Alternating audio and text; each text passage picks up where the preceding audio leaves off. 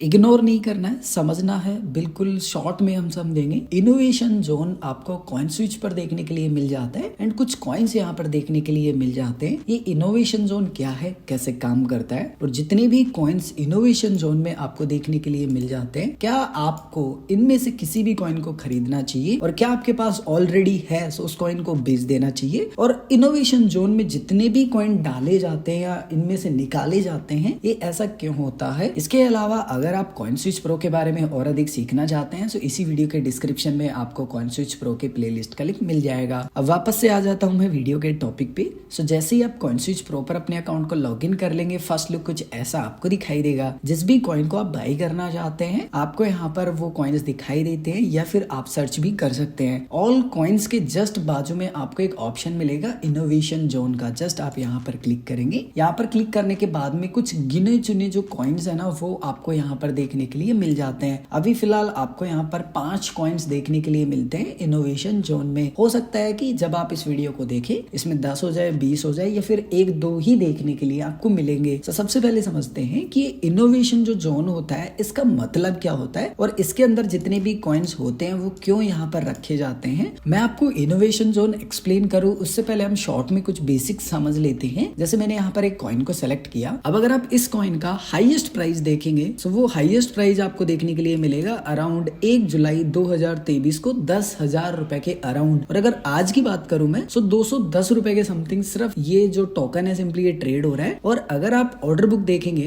तो order book में भी इतने स्ट्रॉन्ग ऑर्डर्स नहीं है। आप देखेंगे कोई 0.3 बाई कर रहा है, कोई 11 बाई कर रहा है। 127 का मुझे यहाँ पर बाई का हाईएस्ट ऑर्डर एक ये दिखता है, 153 का ये दिख रहा है। इसके अलावा मुझे ऑर्डर्स नहीं दिख रहे और सेलिंग में भी कोई खास बड़े ऑर्डर्स नहीं है। और अगर वहीं पे मैं अगर कॉइन स्विच के ऑर्डर बुक पे शिफ्ट करना चाहूँ तो ये कॉइन अवेलेबल ही नहीं है, सिर्फ वजीरेक्स पर अवेलेबल है। सो यहाँ पर बहुत हाई वॉलेटिलिटी है। मैं एक और कॉइन को यहाँ पर सेलेक्ट कर लेता हूँ और अगर इस कॉइन का मैं आपको प्राइस बताऊं रफली, सो 1 जनवरी 2024 को 95 रुपए के अराउंड था और आज यही कॉइन 283 रुपए के समथिंग ट्रेड हो रहा है। सो जो इनोवेशन जोन होता है ना, उसमें जितने भी कॉइन्स को रखा जाता है वो हाई वॉलेटिलिटी वाले कॉइन्स है। यानी कि आप ये बोल सकते हैं कि इन कॉइन में जो प्राइस है वो बहुत जल्दी ही बढ़ जाता है और बहुत जल्दी ही गिर जाता है। आप ये बोल सकते हैं कि यूजर्स की जो डिमांड होती है ना, उसके कारण इन कॉइन्स को लिस्ट किया जाता है। या फिर आप बोल सकते हो कि जो फोमो होता है ना, वो मार्केट में क्रिएट होता रहता है और यूजर्स डिमांड करते हैं बहुत ज्यादा। सो इन कॉइन्स को लिस्ट किया जाता है। लेकिन एक कैटेगरी बना दी गई है जिस कैटेगरी के अंदर इन कॉइन्स को रखा है ताकि आप या फिर मैं जैसे नए यूजर्स खरीदे सो हमको ना एक वार्निंग टाइप सिग्नल मिल जाए कि भाई देखो,